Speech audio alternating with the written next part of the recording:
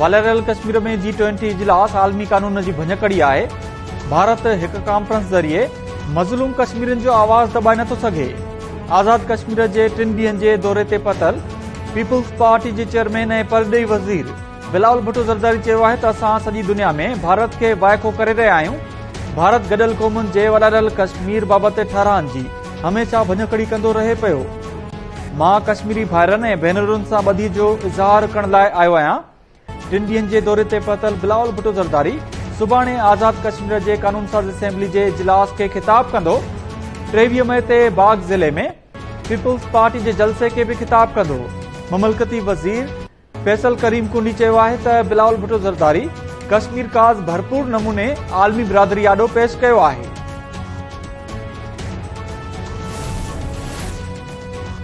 9 May ते इमरान खान जे जथन दहशतगर्दी करे क़ौमी असासन ऐं हसास हंधनि ते हमला कया। पाबंदी मड़ियल दहशतगर्द तंज़ीम TTP ज़ियारत में जिना हाउस साड़ियो। GHQ ते हमलो कयो। इमरान न्याज़ी ऐं उन जे जथन बि GHQ ऐं जिना हाउस ऐं रेडियो पाकिस्तान जी इमारत खे बाहि ॾेई साड़े छॾियो। लाहौर में अमन अमान बाबति इजलास खे ख़िताब कंदे वज़ीर आज़म शहबाज शरीफ़ चयो त फ़ौजी तनसीबात ते हमलनि जा केस फ़ौजी अदालतुनि में ऐं निजी मिल्कियतुनि ते हमलनि जा केस दहशतगर्दी टोड़ अदालतुनि में हलंदा। सरकारी ऐं निजी मिल्कियतुनि खे साड़े भञ ड्राह करे अरबे रुपयनि जो नुक़सान पहुचायो वियो। 9 मई मुल्की तारीख़ जो कारो ॾींहुं आहे। उन ॾींहं ते शरपसंदनि उहो कमु कयो जेको 75 सालनि में दुश्मन बि न करे सघियो। इजलास में निगरान वॾो वज़ीर मोहसिन नक़वी ऐं लाॻापियल अख़्तियारनि 9 मई वारनि वाक़िअनि जी मज़मत कई ऐं मुल्क जवाबदारनि ख़िलाफ़ कार्रवाई बाबति ब्रीफिंग बि ॾिनी।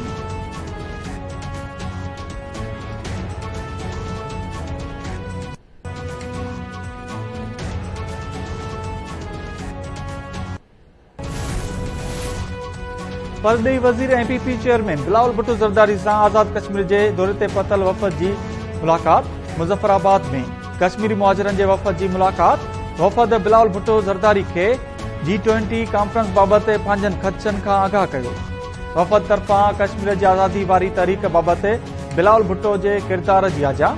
बिलावल भुट्टो ज़रदारी खे 1990 ईस्वी में लॾ पलाण करे आज़ाद कश्मीर आयल मुहाजिरनि भारती फ़ौज जे ज़ुल्मनि बाबति आगाह पिणु कयो।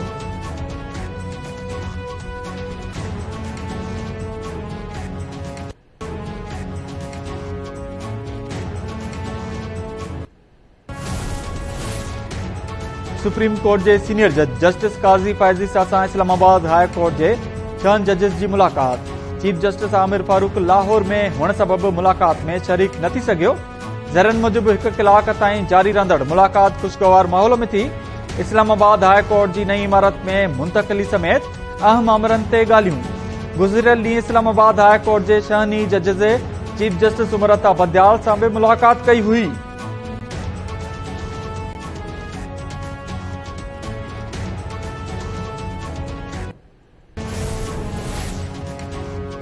PTI जहिड़ी रीत ठाही वई ईअं ई ख़तम थींदी।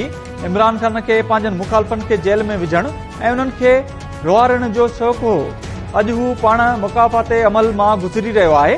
फैसलाबाद में तक़रीब खे ख़िताब कंदे घरू वज़ीर राणा सनाउल्ला चयो त फितने इमरान खान धरणे खां सियासत जी शुरूआत कई।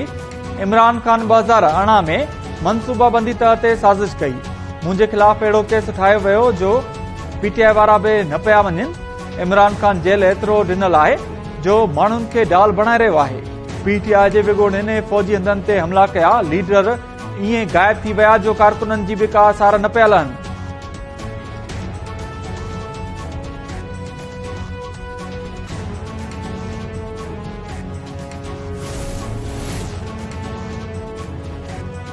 दिफ़ा वारे वज़ीर ख्वाजा आसिफ 9 मई वाक़िअनि जे केसिस जी ॿुधणी लाइ नयूं फ़ौजी अदालतूं क़ाइम करण जी तरदीद करे छॾी।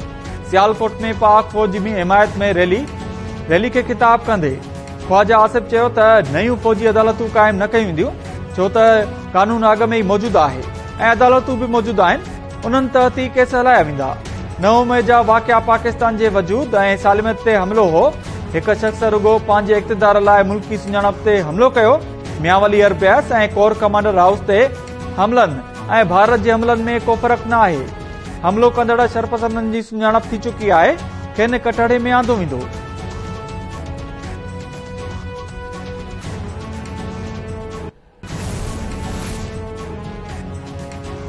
इमरान खान खे अलकादर ट्रस्ट केस में को बि बचाए नथो सघे। अलकादर ट्रस्ट केस में इमरान खान खिलाफ कंहिं बि सबूत या शाहिदी न, पर सुप्रीम कोर्ट जी बैंक ट्रांजेक्शन ई काफ़ी आहे। सूबाई वज़ीर शर्जील इनाम मेमण चयो आहे त इमरान खान बंद घिटीअ में फासण बाद ओलह खां मदद वठण लाइ तयार आहे। इक़्तिदार जी लालच में अची ही शख़्स मुल्की सालमियत ते सौदेबाज़ी करण लाइ बि तयार थी वियो। इमरान खान खे भली केतिरनि ई गुड टू सी यू वारनि जी हिमायत हासिल हुजे, खेसि जेल वञणो पवंदो। 9 मई ते कयल दहशतगर्दी वारनि वाक़िअनि ते इमरान खान टीवी ते अची क़ौम खां माफ़ी वठे।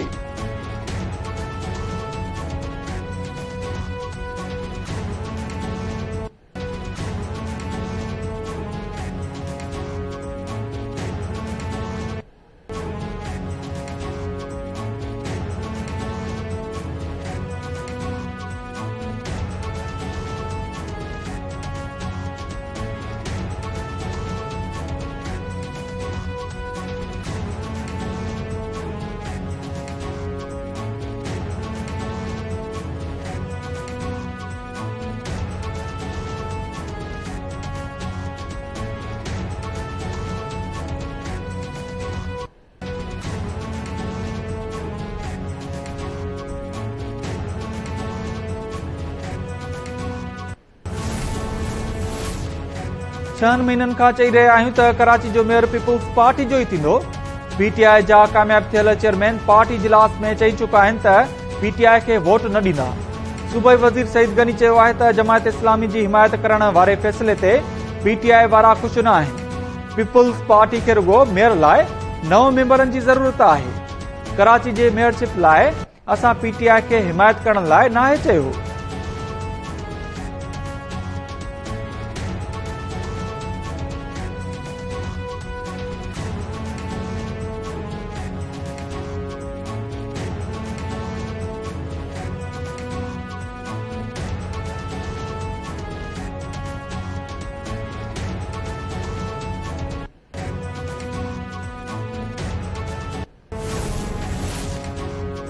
तहरीक इंसाफ जे अॻुवाणनि पारां पार्टी छॾण जो सिलसिलो जारी। पीटीआई कराची जे सदर आफ़ताब सिद्दीकी ऐं अॻूणे एमएनए उस्मान तरकई पार्टी छॾण जो ऐलान करे छॾियो। जारी कयल वीडियो पैगाम में आफ़ताब सिद्दीकी चयो त उहिदे तां इस्तीफ़ा ॾेई पीटीआई छॾे ॾिनी आहे। मां कारोबारी माण्हू आहियां, मुल्क ख़िलाफ़ सोचे बि नथो सघां।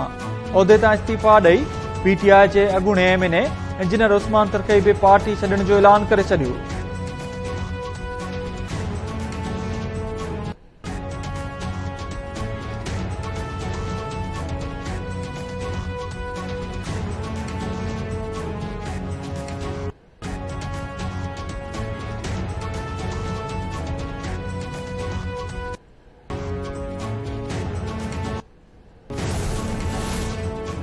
सिंध जे मुख़्तलिफ़ शहरनि में मुख़्तलिफ़ सियासी समाजी तंज़ीमुनि ऐं शहरनि पारां पाक फ़ौज जी हिमायत में रैलियूं। पाक फ़ौज ज़िंदाबाद जा नारा। कराची, मलीर, लाड़काणो, जेकाबाद, पनवाकिल, हाला, सकरन, तंगवाणी, अखरी चौदगी ऐं ॿियनि शहरनि में पाक फ़ौज सां यकजहती जो इज़हार। शहीदनि ऐं गाज़ियुनि खे भेटा पेश। अॻुवाणनि जो चवणु आहे त पाक फ़ौज मुल्की सरहदुनि जी हिफ़ाज़त करे रही आहे। दुश्मन जी साज़िशुनि खे नाकाम बणाए वेंदो।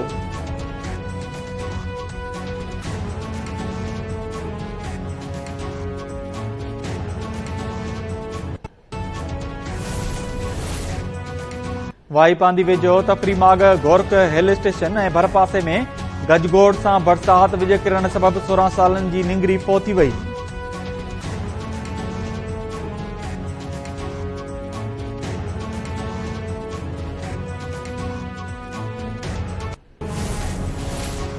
ऐं भारत एशिया कप खेॾण पाकिस्तान नथो अचे त असां बि वर्ल्ड कप खेॾण भारत न वेंदासीं। पीसीबी चेयरमैन नजम सेठी जो भारत खे वाज़े पैगाम। परॾेही ख़बरूं इदारे खे इंटरव्यू ॾींदे नजम सेठी चयो त वर्ल्ड कप लाइ पाकिस्तानी टीम भारत मोकिलण जो फ़ैसिलो शायदि आफ़्रिदी या हू न कंदो। उहो फ़ैसिलो पाकिस्तान ऐं भारत जूं हुकूमतूं कंदियूं। हुकूमत टीम भारत मोकिलण जी इजाज़त ॾिनी त असां ज़रूर वेंदासीं।